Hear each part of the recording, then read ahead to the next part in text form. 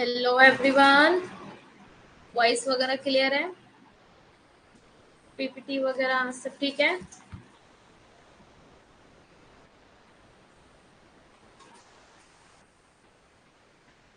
जल्दी से बता दो, सब कुछ ठीक है? फिर आगे स्टार्ट करूं, है ना?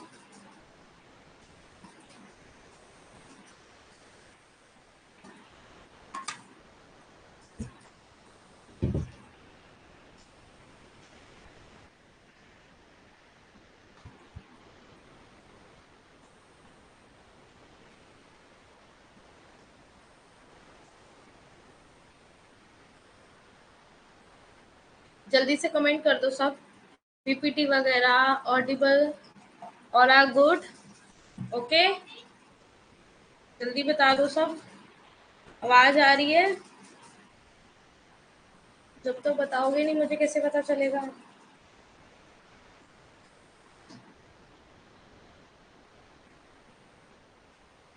Very good evening to all. Voice वगैरह क्लियर है? ओके, सब क्लियर है। ओके,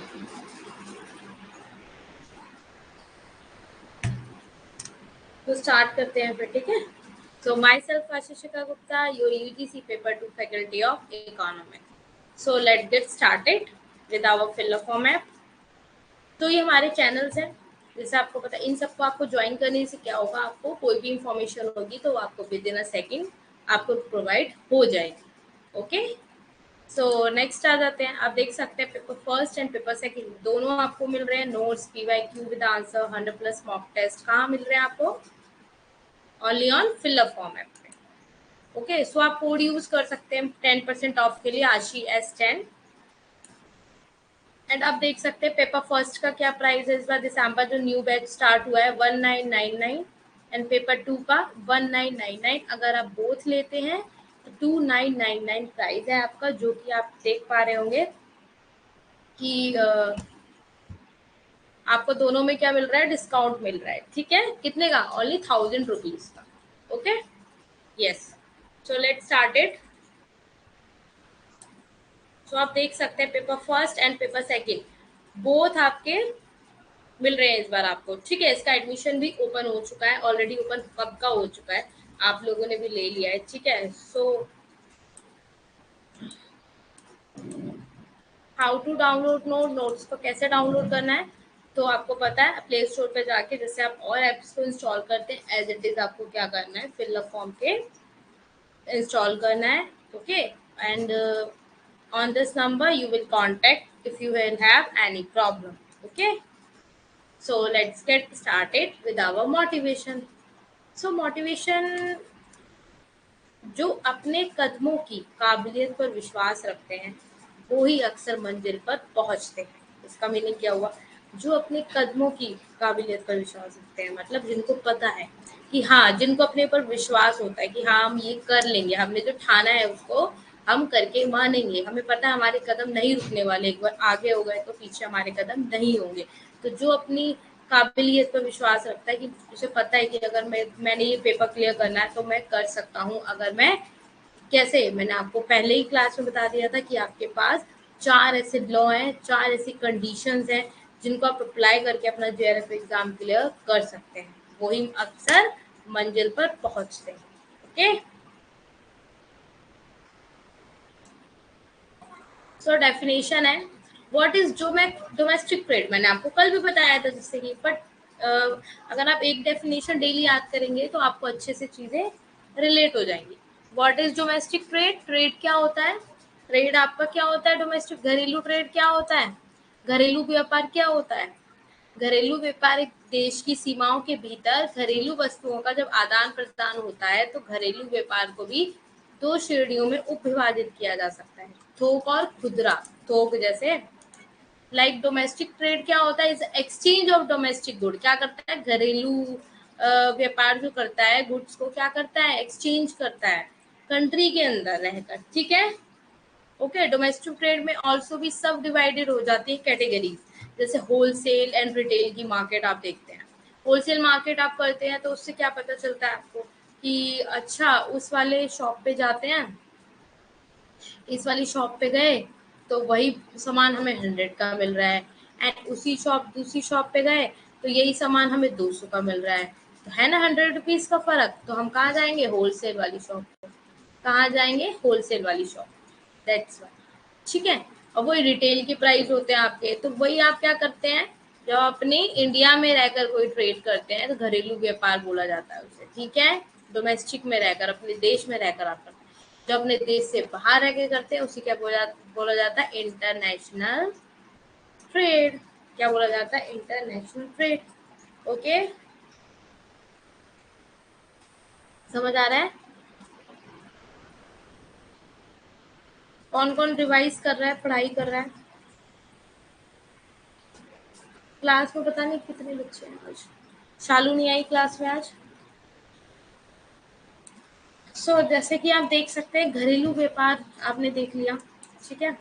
मैंने कल आपको क्या पढ़ाया था आपको पता है? रिवीजन, थोड़ा सा रिवीजन देख लेते हैं। क्या है ना, आपको इंटरनेशनल ट्रेड के बारे में बताया था, जिसके अंदर आपको मैंने बताया था कि इंटरनेशनल ट्रेड क्या होता है ना, ट्रेड किसे कहते हैं। ठीक है। जो आपस में हम लोग एक दूसरे से पीपल, जो आपस में पीपल्स होते हैं, ट्रेड करते हैं, एक दूसरे से लेते हैं सामान, फिर आगे बेचते हैं, तो वो क्या होता है? फिर ट्रेड होता है वो। ठीक है। सेल करते हो, उसे बाय करते हो, तो क्या कहलाता है? ट्रेड कहलाता है।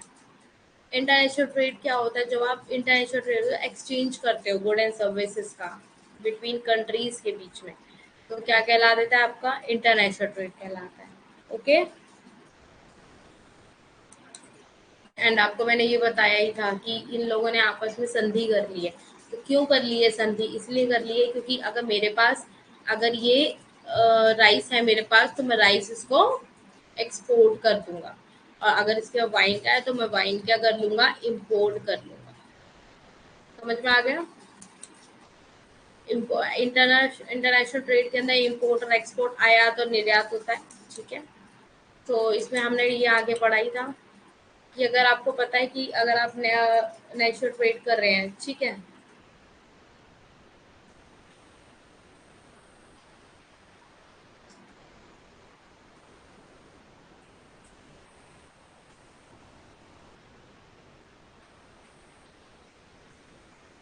हम्म, तो देख लीजिए नेशनल ट्रेड में आप जैसे देख सकते हैं कि आपका, अगर आप अपने देश में रहकर कोई भी ट्रेड करते हैं तो आपको सिंगल करेंसी की यूनिट चाहिए होती है। ठीक है। अगर आप इंटरनेशनल बाहर जाके करते हो, करेंसी में चाहिए होता है आपको। ठीक है।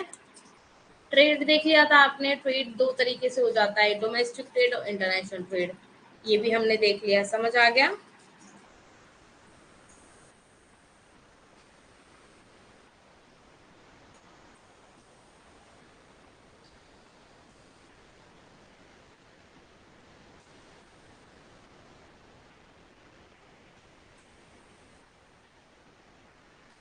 नेटवर्क इशू तो नहीं है? नेटवर्क ठीक आ रहा है?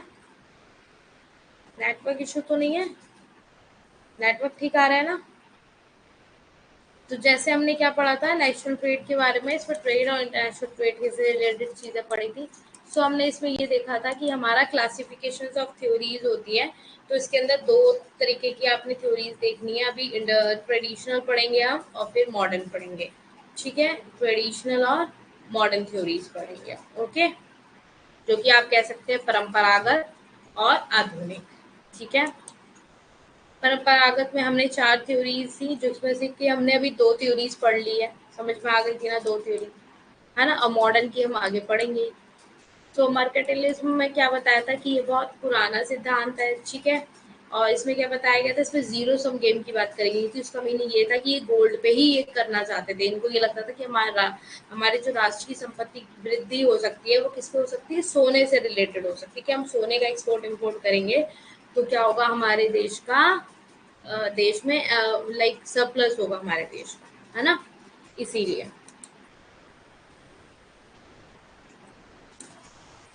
ठीक है। और इसमें क्या था कि दोष क्या था इसका, कि इस सिद्धांत ने देश के धन के माप के रूप में सोने के अलावा कुछ भी मानता नहीं थी। मतलब ये सोने के अलावा किसी को मानता नहीं दी थी। इन्होंने कहा था कि हम सोने पे ही काम करेंगे, इसके अलावा नहीं करेंगे। और बताया था जब निर्यात ज्यादा हो जाता है आयात से, तो सरप्लस हो जाता है। ठीक है। और क्या कहते हैं, आपका फायदा होता है। और जब आयात ज्यादा होता है निर्यात कम होता है तो घाटा होता है। बताया था। निर्यात ज्यादा होगा आयात से तो क्या होगा, बताओ कमेंट सेक्शन में। निर्यात अगर ग्रेटर देन हो जाएगा, अब बड़ा हो जाएगा आयात से, तो क्या होगा इसका मीनिंग।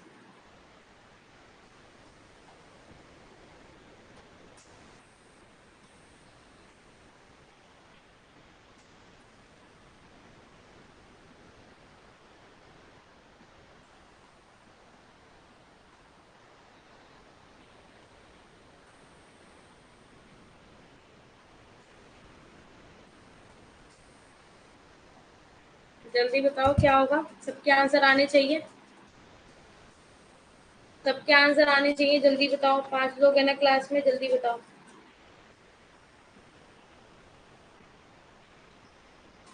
यस आपने, वेरी गुड। सबके आंसर आने चाहिए ना, एक से थोड़ा पूछा है। सब बताओ, प्रॉफिट होगा, लोमन का आ गया आंसर। शालू, क्या होगा, प्रॉफिट होगा, सब प्लस में चले जाओगे आप, है ना, फायदे में चले जाओगे। यस। सो डेविड ने क्या बताया था कि लॉन्ग रन की बात कर दी थी इसने, ये बोला था कि लॉन्ग रन में आप ओनली एक्सपोर्ट और इंपोर्ट नहीं कर सकते। क्या आप सोचो कि सिर्फ आप एक्सपोर्ट पे ही कर लोगे लॉन्ग रन पे, या इंपोर्ट ही करके रह लोगे, नहीं, इन्होंने बोला था कि दोनों ही होना जरूरी है लॉन्ग रन में। अगर ऐसा एक पे ही हम लोग चलाएंगे तो डिसइक्विलिब्रियम हो जाएगा बैलेंस ऑफ ट्रेड में, बीओटी में क्या हो जाएगा, बैलेंस ऑफ ट्रेड में क्या हो जाएगा, डिसइक्विलिब्रियम हो जाएगा। ठीक है, असंतुलन हो जाएगा, क्या हो जाएगा, असंतुलन। बताया था, असंतुलन हो जाता है। ठीक है, डेविड हमें शो क्या करते हैं कि that due increase in inflow of gold in a country there will be, क्या बताते हैं, इंक्रीज इन मनी सप्लाई। ये बताते हैं कि जैसे एक्सपोर्ट का मतलब ये नहीं होता, जो आप गोल्ड से रिलेटेड इंग्लिश में नहीं पढ़ाओगे ना, कहोगे इंग्लिश में मैम पढ़ा रही है। ठीक है, चलो वो हो गई थ्योरीज। एडम स्मिथ ने आपने देख लिया था कि इसमें एडवांटेज होती है कि इसमें लेबर को लेकर स्पेशलाइजेशन होता है, चाहे वो नेशनल में हो इंटरनेशनल में हो। ठीक है, और इसमें डिवीजन करा जाता है लेबर का। ठीक है, और हर एक कंट्री अपने ही देश में क्या होती है, स्पेशलाइज होती है। ठीक है, हर एक कंट्री अपने ही देश में क्या होती है, स्पेशलाइजेशन करती है। कोई भी चीज का प्रोडक्शन अब वो किसी में भी हो सकती है ना, है ना। इसमें ये भी बताया था कि जो देश अगर एब्सोल्यूट एडवांटेज होता है उसका उसमें, तो क्या होता है, मैंने टेबल के थ्रू बताया था आपको, इसका टेबल से ही नाता है, इसका पूरा नाता टेबल से। टेबल समझ आ गई थी ना कल, जल्दी बताओ, टेबल समझ आ गई थी ना कल।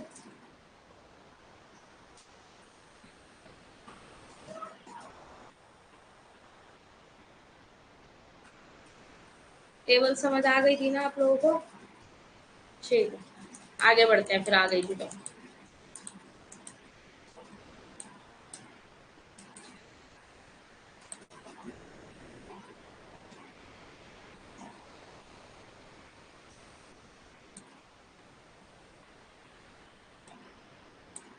कंपैरेटिव कॉस्ट हम कर रहे थे, कंपैरेटिव वाली थ्योरीज पढ़ रहे थे हम लोग, डेविड रिकार्डो ने दी थी, या नोट डाउन कर लेना।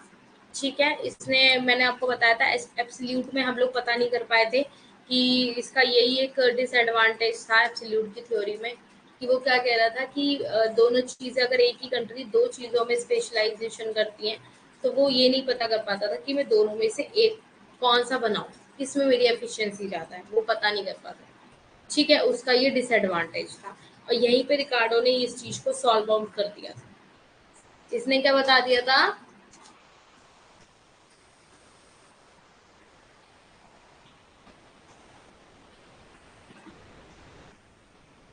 ठीक है, एब्सोल्यूट ने क्या बताया था, एब्सोल्यूट में क्या डिसएडवांटेज था, कि अगर एक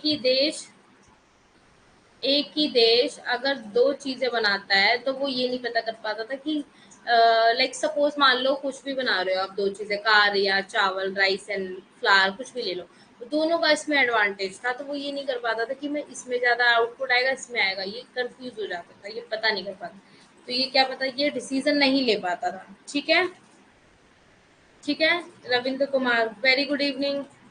ठीक है, डिसीजन नहीं ले पाता, तो यही किसने बताया, किसने? रिकार्डो ने। रिकार्डो ने ये चीज सॉल्व करी कि देखो, तुम एब्सोल्यूट, तुम तो भाई तुम्हारे बस की तो है नहीं एडम स्मिथ से बोला। अब मैं बताऊंगा, रिकार्डो बोलता है कि भाई हम लोग जब हमारा दो देश में हम लोग करते हैं, इसमें लिखा है ना तुलनात्मक अंतर, जो व्यापार तुलनात्मक आप करोगे उसके बीच में तुलना करोगे, है ना? उत्पादन लागत अलग अलग होती है दो देशों के बीच, देशों में उत्पादन लागत क्या होती है, अलग अलग होती है ना? अब जैसे आपने इसके अंदर देखा था कि हमने हमने ये भी बताया था, एक सेकंड रुको, एडवांटेज पढ़ी थी हमने इसकी कि मान लो केवल दो देश के बीच में होता है, इंग्लैंड और पुर्तगाल, ठीक है, दो वस्तुओं का उत्पादन करते हैं, वे एक ही दो वस्तुओं का उत्पादन करते हैं, मतलब दोनों ही एक ही वस्तु का उत्पादन कर रहे हैं, ठीक है। देखो मैं इसमें टेबल में समझा, देखो ये रखो। अब मान लो कंट्री 1 यूनिट पे कितना बना रहा है, इंग्लैंड ना 1 यूनिट पे 120 घंटे लगा रही है, और वही पुर्तगाल क्या कर रहा है, 80 लगा रहा है। और इंग्लैंड अगर 100 में बना रहा है इतने में कपड़ा, और पुर्तगाल 90 में बना रहा है, तो एक बार बताओ इस ये कंपेयर कैसे करेगा एक दूसरे को, कैसे कंपेयर करेगा? बताओ बताओ, कैसे कंपेयर करेगा? ये ज्यादा घंटे नहीं लगा रहा है, 120 घंटे, और पुर्तगाल 80 घंटे लगा रहा है ना? और इधर क्लोथ क्या कर रहा है, इंग्लैंड क्या कर रहा है क्लोथ में, 100 आवर्स लगा रहा है, और पुर्तगाल 90 आवर्स लगा रहा है। तो इसका मीनिंग ये हो गया कि आप ये देखोगे, जब लेबर को कितनी रिक्वायर्ड होती है, एक यूनिट पे कितने घंटे की रिक्वायर्ड होती है जो लेबर बनाता है, तो आप इसमें ये चीज पढ़ोगे आगे। इसमें क्या बताता है, इंग्लिश में एक बार पढ़ देती हूँ। द टेबल शोज क्या करिए, प्रोडक्शन ऑफ अ यूनिट, जो वाइन का इंग्लैंड ने रिक्वायर करा है 120, ठीक है, और विच अ यूनिट क्लॉथ 100 मैन ने बनाया, ठीक है, सेम पीरियड ने 120 बनाया, यहाँ पे 100 बनाया, तो क्या होता है, सेम हो जाता है। तो quantities of wine and cloth is Portugal require 80 और 90 बनाता है। तो इंग्लैंड क्या बता रहा है कि more labour than Portugal producing in both wine and cloth, में इंग्लैंड यूज करता है, ज्यादा लेबर यूज करता है पुर्तगाल से प्रोड्यूस करने में, वाइन और क्लोथ को इंग्लैंड ज्यादा यूज कर रहा है। देख पा रहे हो, पुर्तगाल अपना सही काम कर रहा है, इंग्लैंड ज्यादा यूज कर रहा है। आप देख नहीं रहे हो, 120 घंटे और ये आपका ले रहा है ना, बस वही बता रहा है। सो आगे आप देख सकते हो तालिका से, क्या देख रहे हो आप कि एक वर्ष के लिए 120 पुरुषों की आवश्यकता होती है, जबकि कपड़े की एक इकाई के लिए 100 पुरुषों की आवश्यकता होती है। वहां पे कितना ले रहा है, 120, और यहाँ कितना ले रहा है, 100, डिफरेंस आ गया, ठीक है। उसी अवधि के लिए दूसरी उसी का उत्पादन, पुर्तगाल में क्या करते हैं, पुर्तगाल दो देश हो गए, पुर्तगाल और इंग्लैंड दो देश हो गए, ठीक है। और शराब और कपड़े में क्या, ये क्या कर रहा है, ये यहाँ पे 80 ले रहा है, और यहाँ पे 90 पुरुषों की आवश्यकता होती है। तो ये एक बार बताओ, इसमें आप खुद बताओ मुझे, अब आंसर मुझे दो कि इसमें किसका किस में एडवांटेज है, कौन से के देश का किस में आपका एडवांटेज है, जल्दी बताओ तभी बताऊंगी, जल्दी बताओ जल्दी, I am waiting for your answer, जल्दी बताओ।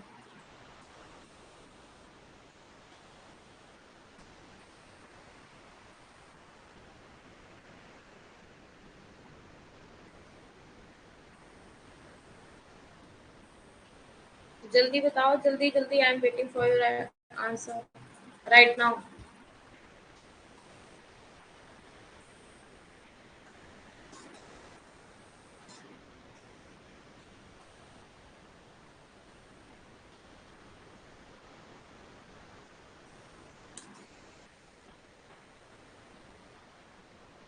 जल्दी बताओ कि इसमें श्रम का प्रयोग कौन ज्यादा ज्यादा कर रहा है, इन दोनों में से कौन श्रम का प्रयोग सबसे ज्यादा कर रहा है, ये क्वेश्चन पूछा है मैंने आपसे सिर्फ।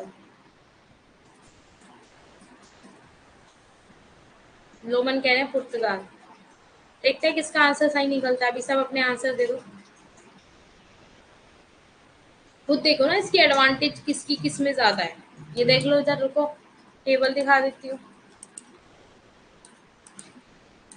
ये देख लो। चेंज क्यों कर दिया लोमन, रविंद्र, दोनों ने चेंज कर दिया, पहले बोला कुछ अब कुछ। कैसे कैसे हो जाएगा? कैसे हो जाएगा? इंग्लैंड कैसे होगा? जब देख सकते हो आप लोग, उसमें भी टेबल में भी बताया था मैंने आपको, अभी टेबल में समझाया था, वही गलती कर रहे हो और बार बार पढ़ ही नहीं रहे हो ध्यान से। इंग्लैंड कैसे हो जाएगा? इंग्लैंड तो ज्यादा यूज कर रहा है ना श्रम। और किसको एडवांटेज ज्यादा होगा, ये पूछा है मैंने। जब वो ज्यादा टाइम लगाएगा, ज्यादा लेबर लेगा, तो फिर सबसे ज्यादा श्रम से श्रम का इस्तेमाल करता है। हाँ, इधर देखो ना, ये लिखा नहीं है, देखो इधर देखो। इस प्रकार इंग्लैंड पुर्तगाल की तुलना में अधिक श्रम का प्रयोग करता है। इंग्लैंड ज्यादा श्रम का प्रयोग कर रहा है। हाँ, पुर्तगाल को फायदा होगा। Very good. शराब और कपड़े दोनों का उत्पादन करता है। किसका करता है? शराब का भी करता है और कपड़े का भी उत्पादन करता है। दूसरे शब्दों में, जो पुर्तगाली होते हैं वो श्रम दोनों के उत्पादन में अंग्रेजी श्रम की तुलना में अधिक कुशल है। श्रम दोनों के उत्पादन में, ठीक है, श्रम, अच्छा यही बोला था, ओके ओके, वेरी गुड। श्रम दोनों के उत्पादन में क्या है? अंग्रेजी श्रम की तुलना में अधिक कुशल बताया गया इसमें। ठीक है, और पुर्तगाल के पास एक है ओनली। ठीक है, उसी में वो कर रहा है। ये सब वही लिखा हुआ है, इसे पढ़ लेना अपने आप, क्योंकि सारी चीजें इसमें पढ़ाने वाली नहीं है। ओके, ये आपकी उसके लिए बनाया जाता है कि आप इसे रीड आउट कर पाओ। ठीक है, अब इससे देख लो, इसमें लिखा है पीएल पुर्तगाल का उत्पादन संभावना वक्र है। ठीक है, ओके, एक सेकंड, इसका डायग्राम कहाँ है? इसका डायग्राम कहाँ गया? आई थिंक सो उसका डायग्राम मैंने लिया ही नहीं। मैं बताती हूँ, रुको, इसका डायग्राम क्या था, एक सेकंड रुको। इसका डायग्राम कुछ इस तरीके से था, देखो ये आपका ऐसे, क्या कर रही हूँ मैं? ठीक है, एक सेकंड, इधर आओ, इधर बनाते हैं। ठीक है, ओके, ठीक है। तो आप दे सकते हो यहाँ पे ओ ई मान लो, ओ ई मान लो क्लोथ बना रहा है। ठीक है, ओ आर वाइन प्रोड्यूस कर रहा है मान लो। ठीक है, ये आपका ई ले लो। ठीक है, ओ आर क्या है? वाइन विच इज ग्रेटर यहाँ पे, और ओजी वाइन ऑफ इंग्लैंड को दे रहा है। ठीक है, तो इंग्लैंड क्या कर रहा है? कंपेरेटिव एडवांटेज दे रहा है। किसको? किसको कंपेरेटिव? लीस्ट, कम दे रहा है, मतलब लीस्ट कंपेरेटिव। हिंदी में बस समझा देती हूँ कि देखो, कपड़े को ओ ई का उत्पादन करने के लिए आवश्यक, मतलब लाइक इसमें ये बोलना चाह रहा है कि अगर आपके पास इतना उत्पादन आप कर रहे हैं, ठीक है, तो उसके बाद जब आप उत्पादन कर रहे हैं, किसका? कौन कर रहा है? इंग्लैंड। तो उत्पादन इंग्लैंड का इसके पहले आ जाएगा, तो इसके अकॉर्डिंग ज्यादा किसका हुआ? इसका हुआ, जो कि क्या है हमारा? क्लोथ का, जो कि है पुर्तगाल का। हाँ, हो जाएगी आज पीडीएफ। ओके,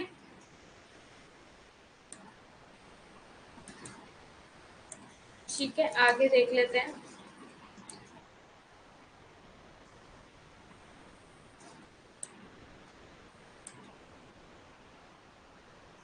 अब इसमें देखो, कुछ आलोचनाएं थी, क्या थी कि कुछ सिद्धांत दोष मुक्त नहीं थे। इसमें बर्टिन ओली ने बताया था एक तरीके से। देखो ये डायग्राम, देखो इस डायग्राम में इस तरीके से बताया हुआ है। देखो C1 और W1 ये वाइन हो गया, और C2 आपका इधर आके ये वाइन का करता है, इधर दूसरा वाला जो कर रहा है, और ये क्लोथ है, वाइन है, और यहाँ पे आपका इतना वाइन का हो रहा है, ये वाइन का हो रहा है, देख पा रहे हो, और इतना ये क्लोथ का हो रहा है।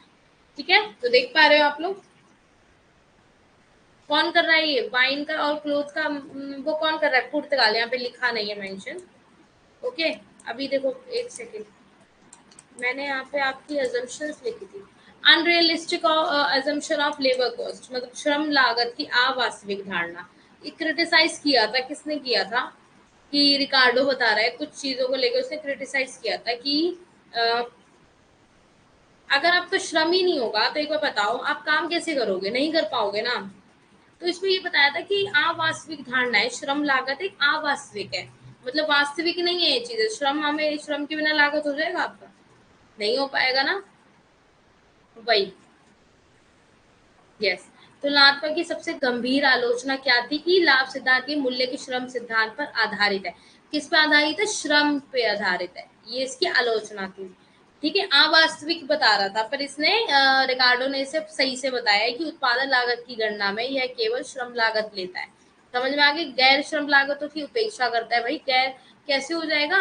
विदाउट आप श्रम के काम कर लोगे, तो ये क्या है? अवास्तविक है, क्योंकि इसमें पैसे की लागत श्रम लागत नहीं लग सकती। लाइक पैसों से आप नहीं कर सकते, आपको श्रम चाहिए। आपको पता है वैसे भी इंडिया आपका लेबर इंटेंसिव देश है, ये तो याद ही रखो। अब इसमें लिखा है कोई समान स्वाद नहीं है, कोई समान स्वाद नहीं है। समान स्वाद की धारणा अवास्तविक है, क्योंकि स्वाद एक देश में विभिन्न आय वर्गों के साथ भिन्न होता है।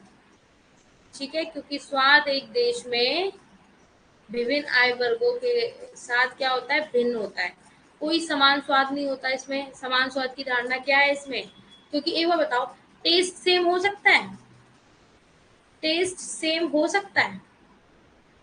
नहीं हो सकता सेम। आपको पता है जब चीजें वैरायटीज चेंज होती रहती है, हमारा टेस्ट भी चेंज होता रहता है। सेम हो जाएगा? नहीं हो सकता ना। वही है, टेस्ट सेम नहीं हो सकता, तो वही इसने बताया इसको।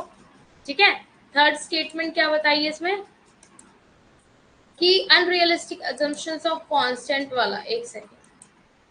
निश्चित अनुपात, थर्ड आपका क्या है? निश्चित अनुपात की राज्य धारणा का सिद्धांत जो बताया इसने कि इसमें तुलनात्मक लागत में श्रम का उपयोग किस में किया जाता है? तो वस्तु के उत्पादन में किया जाता है। ठीक है, अनिवार्य रूप से स्थिर और विश्लेषण अवास्तविक चीजें हो जाती हैं। मतलब आप ये सोचो कि स्थिर चीजों में आप श्रम का यूज कर लोगे तो इट इज नॉट पॉसिबल। ठीक है, उदाहरण के लिए पूंजी के प्रति इकाई कम श्रम का उपयोग किस में किया जाता है? जैसे अगर आप पूंजी लगा रहे हो तो उसमें श्रम का प्रयोग तो करोगे ही, है ना? वस्तु का उत्पादन कर रहे हो तो इसके अलावा श्रम के कुछ प्रतिस्थापन उत्पाद में पूंजी हमेशा संभव होती है। मतलब अगर श्रम की जगह हम कुछ प्रतिस्थापन करते हैं, कुछ सब्सिट्यूट रखते हैं, तो वहां पे पूंजी से रिलेटेड चीजें आ जाएंगी, टेक्नोलॉजी कुछ होगा वहां पे जो काम करेगी लेबर की जगह।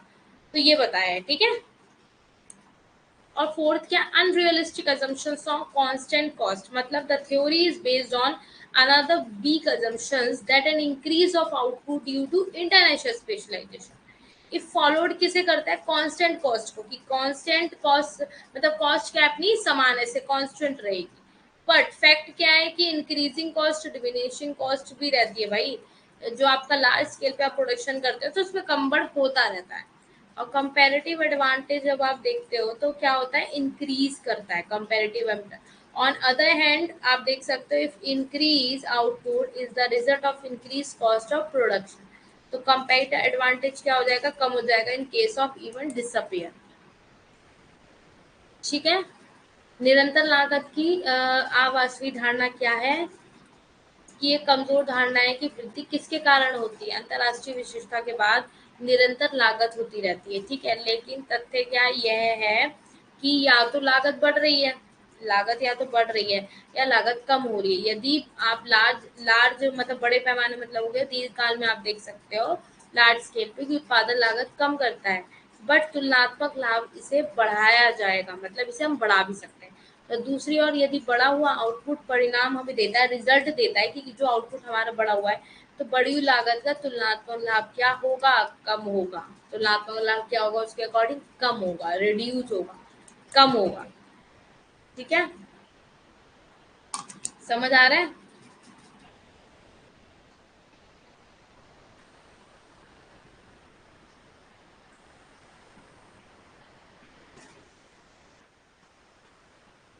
किसी को कोई वैसी दिक्कत है हिंदी से रिलेटेड? आफरीन को प्रॉब्लम थी, वो तो मैंने सॉर्ट आउट हो ही रही है और हो भी जाएगी, है ना? वो तो आगे तक का चलने वाली चीज है, उसे तो साइड में। बाकी और किसी को कोई मतलब लाइक कुछ भी आपका इससे रिलेटेड सब्जेक्ट से रिलेटेड कोई भी इशू है आपका, कुछ समझ में नहीं आ रहा है, तो आप लोग पूछ सकते हैं। एक सेकेंड।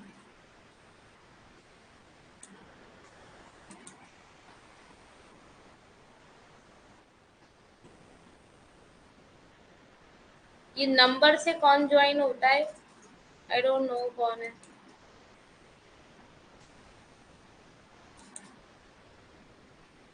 ठीक है,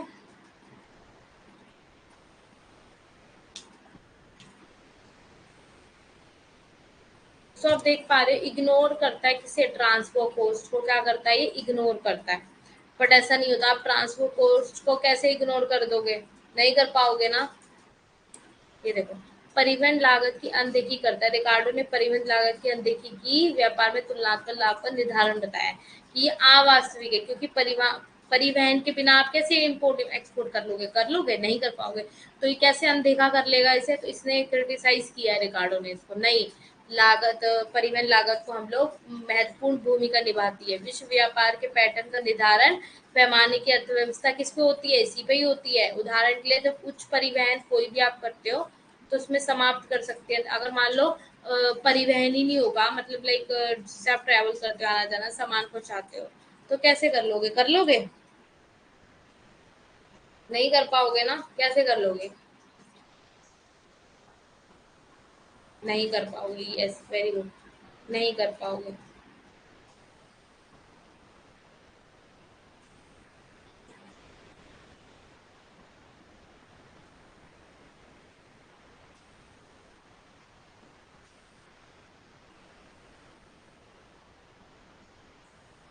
नहीं कर पाओगे, ठीक है। Factors not fully mobile internally, ठीक है। द डॉक्टर एज्यूम्स के बताते फैक्टर ऑफ प्रोडक्शन आप परफेक्टली मोबाइल हो जाते हैं, ठीक है। इमोबाइल इंटरनेशनली हो जाते हैं। दिस इज नॉट, क्या है, this is not realistic because even with in a country factor do not move freely. One from one industry क्या करेगी अनदर कंट्री के? कैसे करेगी? The greater the degree specialization in an industry, the less in the factor mobility one industry to another. Factor mobility क्या बताती है? Influence करती है कॉस्ट को पैटर्न ऑफ इंटरनेशनल ट्रेड में, ठीक है। कारक आंतरिक रूप से पूरी तरह से गतिशील नहीं है। कारक क्या है? आंतरिक रूप से गतिशील नहीं है, पूरी तरीके से गतिशील नहीं है। सिद्धांत क्या बता सकते हैं? मतलब गतिशील नहीं है, मतलब समझ सकते हैं, इधर उधर नहीं हो सकते। तो ये मानता है कि कारक आंतरिक पूरी तरीके से गतिशील हैं। जब गतिशील नहीं होंगे तो फिर कैसे करोगे? इधर से उधर समान ही नहीं करोगे तो कैसे कर लोगे? है ना। एक उद्योग से एक उद्योग में कारण गतिशीलता जितना कम होगी उसका क्या इस प्रकार से कारखाने की गति, ये सब इम्पोर्टेंट नहीं है। बस ये समझ लो इसने क्रिटिसाइज किया था इन सब चीजों को कि ये ऐसा नहीं है, पर इसने कहा था नहीं ऐसा है। समझ गए? Two country two commodity model unrealistic, ठीक है। 2x2 मॉडल हो गया, 2x2,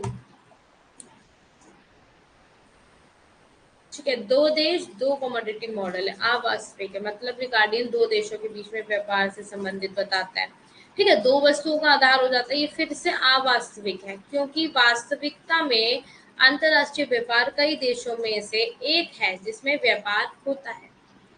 इसमें क्या होता है? व्यापार होता है। समझ में आया आपको? दो देश दो कमोडिटी मॉडल अवास्तविक है।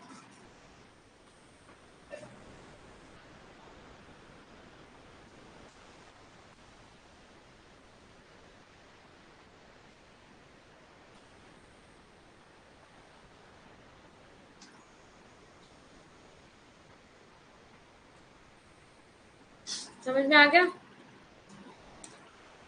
Unrealistic assumptions of free trade क्या होता है? Unrealistic,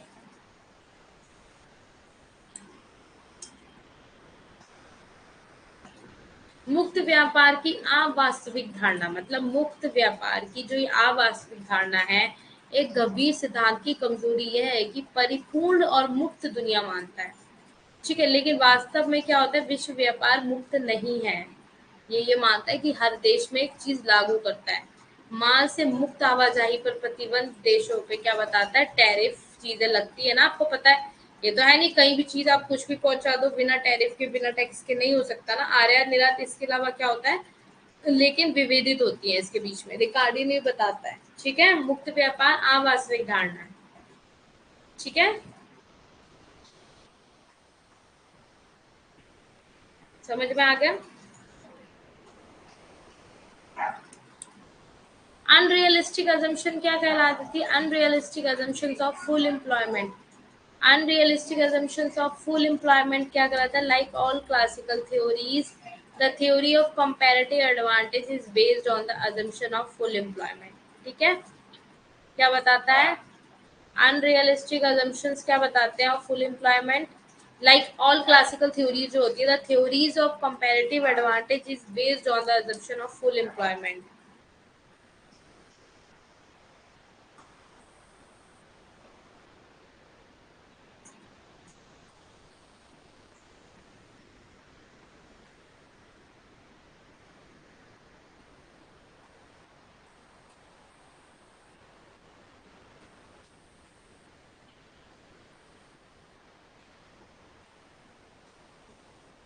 this assumption also make the theory static. ठीक है, कीन्स फैल्सिफाइड क्या कैसे करते हैं? The assumptions of full employment and proved existent बताते हैं कि अंडर एम्प्लॉयमेंट में रहकर अनरियलिस्टिक है, assumptions है कि फुल एम्प्लॉयमेंट होता है.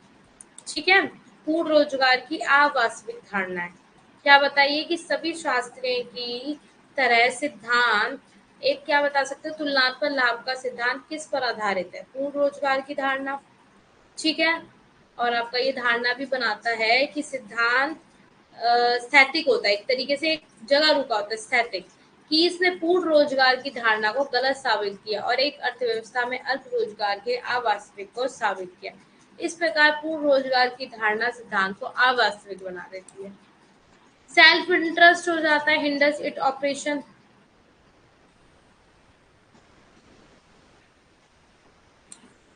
स्वहित इसके संचालन में बाधा डालता है, सिद्धांत नहीं है ये बात की. यदि तुलनात्मक नुकसान वाला देश नहीं करता है तो संचालित होता है.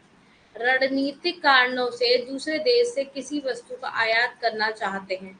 मतलब ये लोग ये कहते हैं यदि तुलनात्मक नुकसान वाला देश नहीं करता है तो संचालित होता है, ये सब चीजें बाधा डालता है, संचालन में बाधा डालता है. तो ये क्या बताते हैं? सैन्य या विकास संबंधी विचार क्या बताते हैं इसमें? कि स्वहित तुलनात्मक करता है, ये अपने आप ही करता है, अपने आप संचालन कर लेता है अपना, अपना जो भी है तुलनात्मक जो भी करता है, ये नुकसान वाला देश नहीं करता है तो संचालित होता है, मीन्स एक दूसरे को संचालित करता है. ठीक है, इंग्लिश में देख लो. If a country having a comparative disadvantage does not wish to import a commodity, नहीं कर सकता, इंपोर्ट नहीं कर सकता फ्रॉम द अदर कंट्री से. क्यों? क्योंकि वहां पे एक स्ट्रेटेजिक मिलिट्री होती है जो डेवलपमेंट करती है, कंसिडरेशन वहां पे चीजें होती हैं, उसे कंसिडरेशन करती हैं. ठीक है, ओपन सेल्फ इंटरेस्ट होता है, stand in the operation of the theory comparative cost करने के लिए. ठीक है, neglect the role of technology, neglect करता है किसको? रोल ऑफ टेक्नोलॉजी को नेग्लेक्ट कर देता है. The theory neglect the role of technological innovation in international trade. के अंदर आप देखते हो टेक्नोलॉजी को क्या बता रहे हैं? निग्लेक्ट कर देता है, बट ये रियल नहीं है. ठीक है, this is unrealistic because technology changes करती है, हेल्प करती है इंक्रीज करने में, क्या? सप्लाई गुड्स वगैरह को, है ना. Not only for the domestic market but also for international market. World trade has gained होता है much from innovation research and development से. समझ में आया? इसमें कहने का मतलब ये था कि neglect the role of technology, ये क्या बता रहे हैं कि टेक्नोलॉजी के रोल को ये मना करता है. बट रिकार्डो ने इसे क्रिटिसाइज किया, ऐसे बोला नहीं, टेक्नोलॉजी से ही हम लोग आगे बढ़ते हैं, कैसे निग्लेक्ट कर दोगे आप इसे, है ना. Unrealistic, this is unrealistic because technology change करती है, किसमें हेल्प करती है? हमारी इंक्रीज करने में, सप्लाई करने में गुड्स को, और उसको ही नहीं बल्कि डोमेस्टिक मार्केट के अंदर और आपके इंटरनेशनल मार्केट के अंदर आप कैसे वर्ल्ड ट्रेड करते हैं, कैसे गेन करते हैं चीज़ों में, है ना, कैसे आप मुनाफा कमाते हैं. तो टेक्नोलॉजी जितनी अच्छी होती चली जाती, क्या क्या क्या आपको समझ में आता है? टेक्नोलॉजी जितनी अच्छी होती चली जाती है उससे अकॉर्डिंग आप क्या सोचते हैं? जैसे आप खुद ही देख लो, आप कहीं जाते हो, कहीं मॉल वगैरह में घूमते हो, ठीक है, देखते हो कि यहाँ पे टेक्नोलॉजी से ही रिलेटेड चीजें, अच्छा यहाँ पे ये हो गया, नया इनोवेशन कर दिया इन लोगों ने, तो आपको क्या होता है? इंटरेस्ट आता है. ऐसे पब्लिक क्या होती है? अट्रैक्ट हो जाती है. पब्लिक क्या होती है? पब्लिक क्या करती है?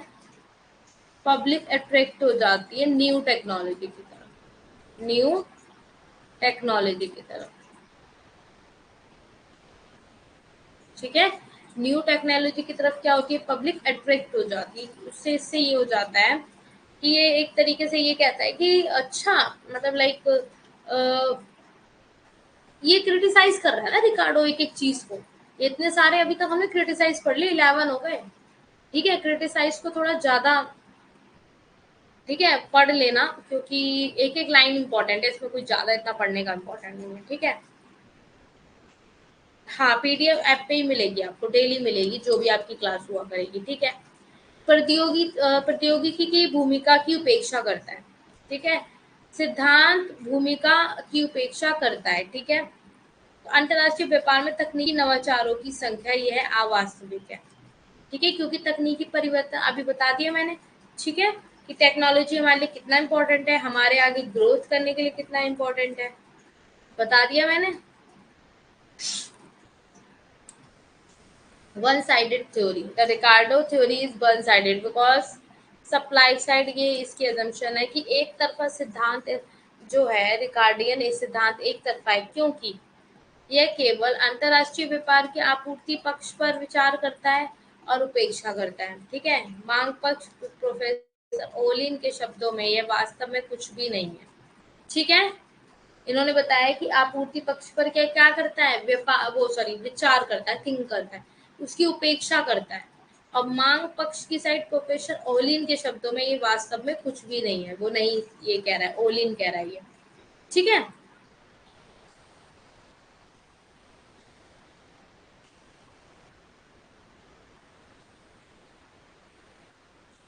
क्या नेम चल रहा है, मैं समझी नहीं, नेम चल रहा है, उसको हटा दीजिए, नेम कहाँ चल रहा है। रविंद्र जी, मैं नहीं समझ पा रही हूँ आप क्या कह रहे हैं, कौन सा नेम चल रहा है, मतलब समझी नहीं मैं।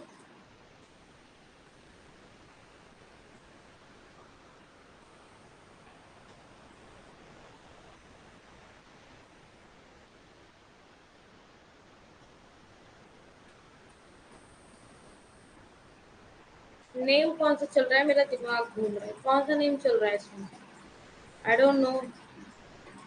वो मैम स्क्रीन पे नेम स्लाइड होता रहता है।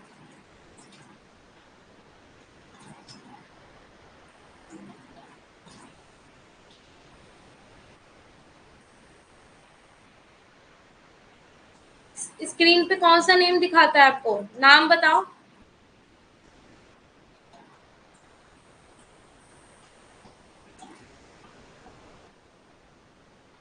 आपका खुद का दिखा रहा होगा ना, नंबर और नेम दोनों चीजें आपका खुद का दिखा रहा होगा ना। नेम और नंबर जो शो हो रहा है वो आपको खुद का हो रहा होगा ना, नंबर और विद नेम, वो स्क्रीन पे ऊपर नीचे हो रहा होगा। हाँ, वो तो होता है उसका मेरे ऊपर बेटा नहीं है उस चीज का, ये मेरे हैंड में नहीं है, नॉट माय हैंड, ये टेक्निकली है, ये मतलब आएगा ये। हाँ, वो सबका आता है, इसे मैं नहीं हटा सकती हूँ। ठीक है,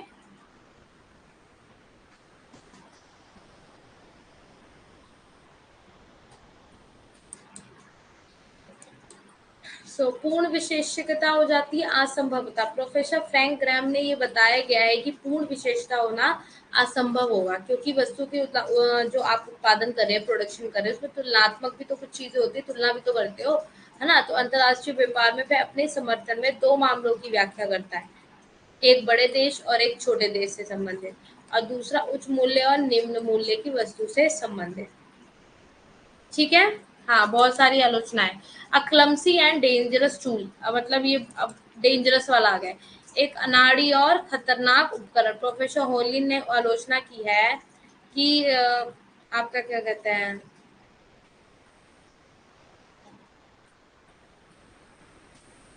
ठीक है, निम्नलिखित आधारों पर अंतर्राष्ट्रीय व्यापार की चिंता। तुलनात्मक लाभ में क्या बताता है कि सिद्धांत निम्नलिखित पे लागू होता है, अकेले अंतर्राष्ट्रीय व्यापार बल्कि सब पर लागू होता है, ओलिन बता रहा है ये। ठीक है, ओलिन बता रहे हैं प्रोफेसर। उन्होंने ये बताया है कि अंतर्राष्ट्रीय व्यापार क्या होता है, ये विशेष मामलों में होता है। ठीक है, कारक न केवल अंतर्राष्ट्रीय स्तर पर बल्कि भीतर भी स्थिर होते हैं। विभिन्न क्षेत्रीय इस तथ्य से साबित हो जाता है कि मजदूरी और ब्याज एक ही देश के विभिन्न क्षेत्रों में दरें अलग अलग है। मतलब ये बता रहा है कि मजदूरी और ब्याज सब क्षेत्रों में अलग अलग अपने हिसाब से चीजें मिलती है, मतलब श्रम का उन्हें जो भी मिलता है। ठीक है, मजदूरी और ब्याज जो भी है। इसके अलावा श्रम और पूंजी भी सीमित तरीके से देशों के बीच स्थानांतरित हो सकती है, जैसे वे एक क्षेत्र के भीतर ऐसा करते हैं। वे एक क्षेत्र के भीतर क्या करते हैं, ऐसा करते हैं कि ये कौन बता रहे हैं, ये बता रहे हैं आपके रिकार्डियन बता रहे हैं कि इसमें ऐसा होता है। ठीक है।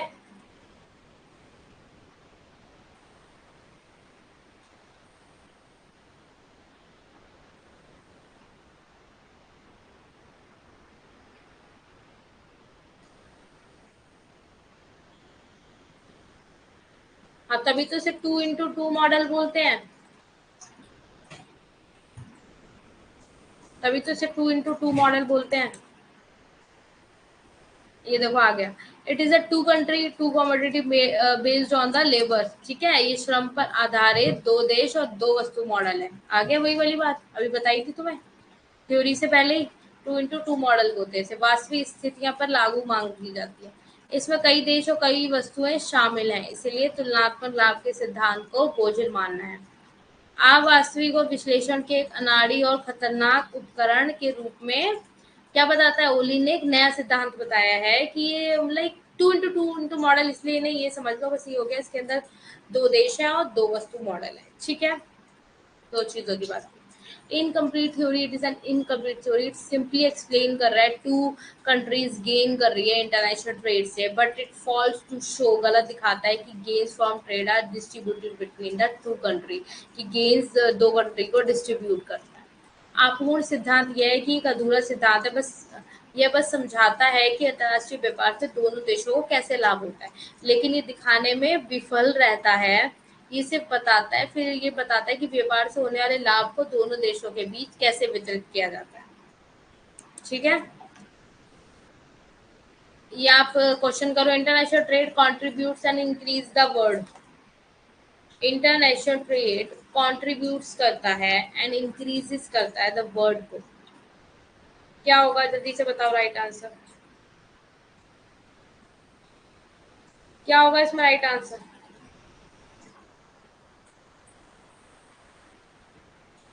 अब मेरे पास इसमें हिंदी में ही, मैं एमसीक्यूज हिंदी में नहीं लिखे मेरे को।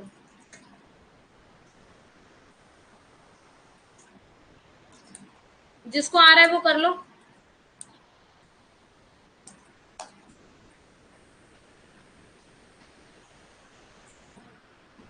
जिसको समझ आ रहा है वो कर लो। इंटरनेशनल ट्रेड कंट्रीब्यूट्स किस में करता है, इंक्रीज द वर्ल्ड। वर्ल्ड को इंक्रीज करने में क्या कंट्रीब्यूट करता है। Yes, very good, very good. Shalu Ravindra, very good, very very good. Yes, I am very impressed कि आप लोगों ने इंग्लिश में भी अच्छे से पढ़ लिया इसको। नेक्स्ट आ जाओ। Very good Afreen, very good, कोशिश करी ना, देखो आया ना। ट्रेड होता है बिटवीन टू और more than two country. Trade जो हो रहा है आपका व्यापार आप कर रहे हो दो से ज्यादा कंट्रीज में, तो उसे क्या बोलेंगे। अब तो पूरा हिंदी में बता दिया मैंने। इनमें से क्या होगा।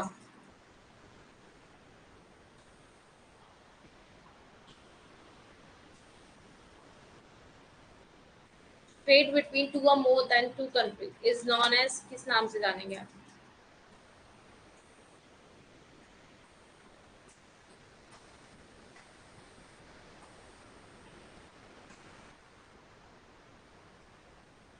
जल्दी बताओ। लोमन शालू रह गए अभी। देख हम देख नहीं बताना है।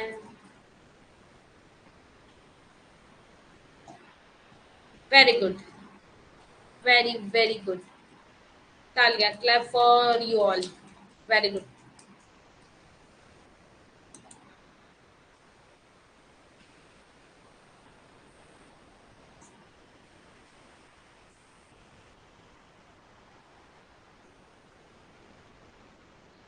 हैपन्स व्हेन एक्सपोर्ट, क्या होता है जब हैपन्स हो जाता है, लाइक जो भी उसके आगे है। When export are more than import, जब आपका एक्सपोर्ट ज्यादा हो जाता है इम्पोर्ट से ज्यादा, तो वो क्या कहलाता है।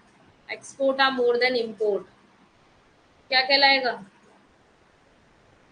Export are more than import. इनमें से क्या होगा? Trade barrier, trade deficit, trade surplus, trade contract, क्या होगा?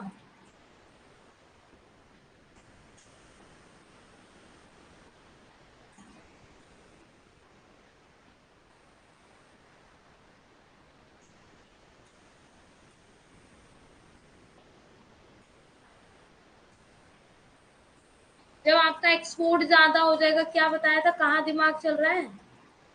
जब आपका एक्सपोर्ट ज्यादा हो जाएगा इंपोर्ट से, जब आप भेज रहे हो किसी देश में, मंगा नहीं रहे हो ज्यादा, तो क्या होगा इसका? आफरीन और रविंद्र गलत दे रहे हो आप आंसर।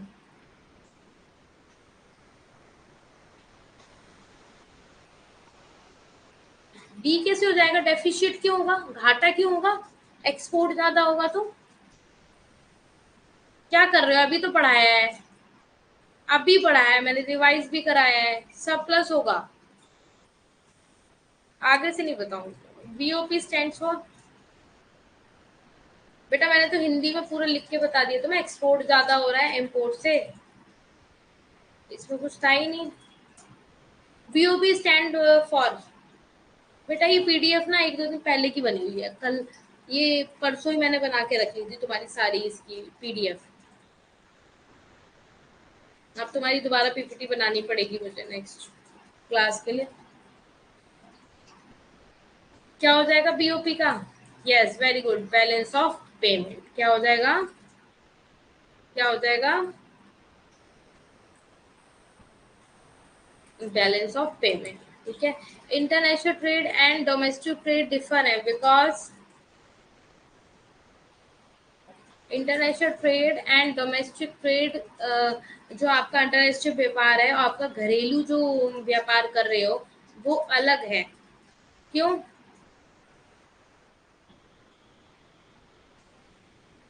ठीक है। अब मुझे पता है, मैंने ये पीडीएफ पहले ही बना दी थी ना तुम लोगों की, क्योंकि मैं पहले से आपका बैकअप तैयार करके रखती हूँ।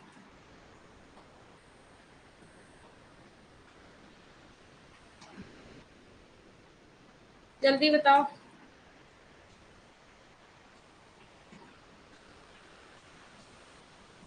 कड़ी है।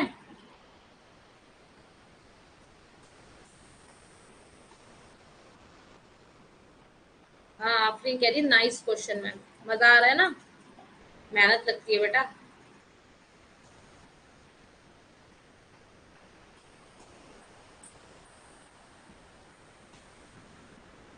अब समझ आया क्वेश्चन से। क्वेश्चन इसलिए लगवा दिए तुम्हारे कि तुम्हारे दिमाग में बैठ जाए। ठीक है, ऑल ऑफ द अबव। ठीक है। Which of the following is international trade? Which of the following, कौन सा इसमें से इंटरनेशनल ट्रेड है? ट्रेड होता है कंट्री के बीच में, ट्रेड बिटवीन रीजन्स के बीच में होता है, प्रोविंसेस के बीच में होता है, किसके बीच में? ये तुम्हारा होमवर्क है, ये मैं नहीं करवा रही, ये होमवर्क है, ये आप करके लाना फिर, ये भी आपका होमवर्क है। ठीक है, दो क्वेश्चन होमवर्क में दे दिए। अब आ जाओ, एक एक थ्योरी इज फैक्टर एंडोमेंट वाली, ये थ्योरी आपकी रह गई है, इसे इंग्लिश में देख के मैं सोच लेना इसे इंग्लिश में क्यों समझा रही है। ठीक है। अरे ये पूरा इंग्लिश में ही है तुम्हारा। आफरीन बोलेगी अरे मैडम ये तो आपने इंग्लिश में बना दिया। बेटा ये पहले का था, समझ लो, फिर मैं आपको हिंदी में से करके वो कर दूंगी आपको। अ, ठीक है, पीडीएफ आपको अभी सेंड करूंगी ना, तो हिंदी में करके कर दूंगी। ठीक है, अभी समझ लो। फैक्टर एंडोमेंट थ्योरी क्या होती है? फैक्टर एंडोमेंट थ्योरी होती है द नेशन पोजीशन होती है in factors of production such as skilled labour और infrastructure necessary to compete in a given industry. Factor endowment का मीनिंग हो जाता है कि फैक्टर किस में ठीक है। कैपिटल इंटेंसिव में क्या होता है? जब लेबर होता है, जो लेबर बना रहा है, जो लेबर, जैसे इंडिया है, इंडिया अपनी लेबर इंटेंसिव देश है। ठीक है। अनादर कंट्री क्या हो जाती है, यूएस वगैरह, वो आपकी क्या हो जाती है, कैपिटल अबेंडेंट कंट्री। ठीक है, लेबर अबेंडेंट कंट्री। अभी क्या करेगा, इससे क्या कहेगा कि जो तुम्हारे पास लेबर ज्यादा है, तो तुम ऐसा करो, तुम लेबर से रिलेटेड चीजें बनाओ, वो एक्सपोर्ट करो, वो एक्सपोर्ट करके मुझे भेजो। और जो तुम्हारे पास कैपिटल इंटेंसिव चीजें हैं, मतलब पैसों से, पूंजी से रिलेटेड जो चीजें हैं तुम्हारे पास, वो तुम बनाओ, वो तुम मुझे भेजो। समझ आ गया? इस थ्योरी में बस इतनी सी बात है, बस ज्यादा बात नहीं है। आफरीन को हंसी आ रही है हंसने वाली बात ही है।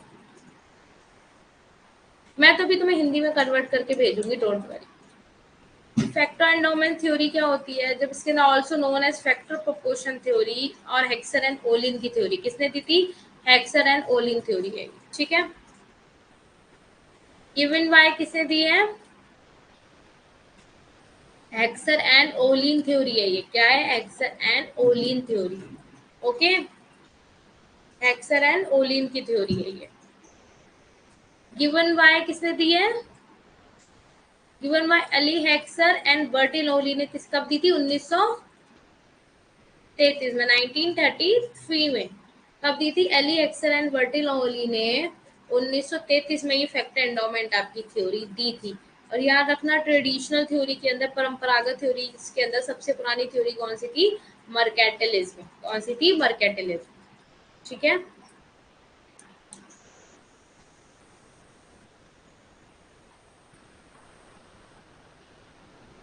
ये एक्सप्लेन करता है कि इंटरनेशनल ट्रेड आपका जो है वो फैक्टर इन द कंट्री में जो फैक्टर्स होते हैं उस पर ट्रेड करता है। और इसकी मानता कहती है कांस्टेंट टेक्नोलॉजी रह सकती है। टेक्नोलॉजी का कांस्टेंट रह सकती है? नहीं रह सकती है ना। कंट्रीज क्या करती है? विल एक्सपोर्ट करती है चीजों का, the good which make intensive. मतलब कंट्री उसका आपका वो करती है, लाइक लगा लो, आपका कंट्रीज एक्सपोर्ट कर रही है, क्या कर रही है? निर्यात। हाँ, निर्यात कर रही है, ठीक है।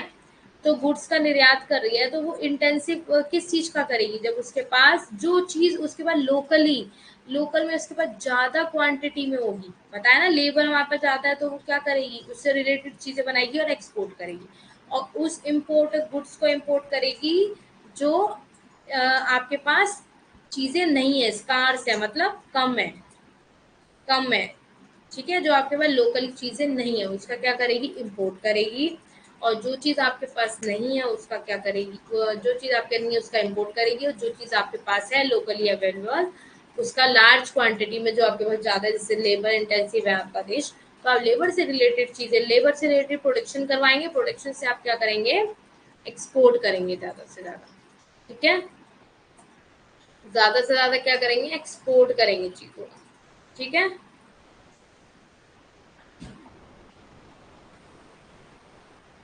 क्या करेंगे? ज्यादा से ज्यादा एक्सपोर्ट करेंगे,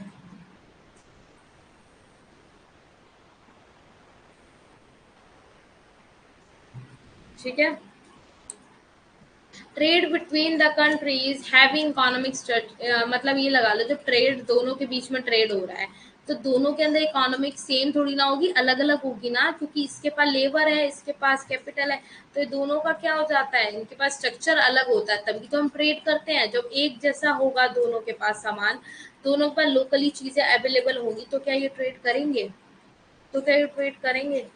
नहीं करेंगे। जब दोनों की इकोनॉमी स्ट्रक्चर अलग अलग होती है तब ये लोग ट्रेड करते हैं, ठीक है। इसको क्रिटिसाइज किया था, लियोन्टिक पैराडॉक्स के नाम से जाना जाता है।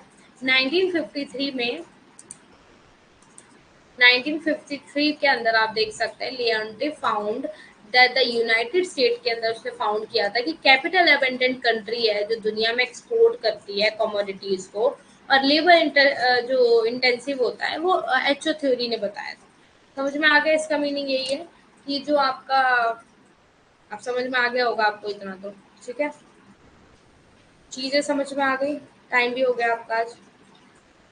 पूरी ट्रेडिशनल थ्योरी आज आपकी कंप्लीट हो गई। अब हम मॉडर्न थ्योरीज के बारे में पढ़ेंगे। किस बारे में पढ़ेंगे? अभी 1 घंटे बाद तक आपके ये आपके नोट्स अपलोड हो जाएंगे आज, ठीक है। अभी मैं इसके अंदर कुछ चेंजेस करूंगी, फिर आपको सेंड कर दूंगी, ठीक है। आपका ट्रेडिशनल थ्योरी हो चुकी है कंप्लीट। अब आप हम मॉडर्न थ्योरीज के बारे में पढ़ेंगे कल, ओके। किसी को कोई दिक्कत परेशानी? चलें फिर क्लास एंड करते हैं फिर, ओके। कुछ पूछना है, बोलना है तो बोल दो जल्दी। अरे आफरीन, हो जाएगा पीडीएफ अपलोड बेटा, हो जाएगा, बस बोल दिया आज हो जाएगा, मतलब आज हो जाएगा, आज हो जाएगा। अब मैं अभी टाइम बता दूं तो 10 मिनट में। नहीं कर पाई अभी, आज कर दूंगी, 10 बजे तक 11 बजे तक कर दूंगी, ठीक है, 12 बजे से पहले पहले हो जाएगा। ओके, चलो ठीक है फिर, bye bye, good night to everyone, ध्यान रखो सब अपना, ठीक है, खुश रहो सब।